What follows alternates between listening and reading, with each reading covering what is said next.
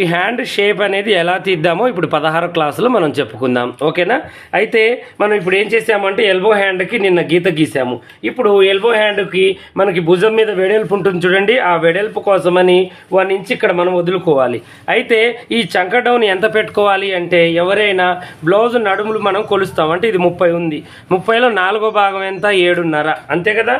మనకి 15 సగంలో వచ్చేసి మనకి 7.5 వస్తుంది. ఈ 7.5కి మనం ఒక గీత ఇలా గీసుకోవాలి. ఎవరికైనా నడుము సైజులో 4వ భాగం ఈ యొక్క ఆమ్ హోల్ అనేది వచ్చేస్తుంది అనమాట.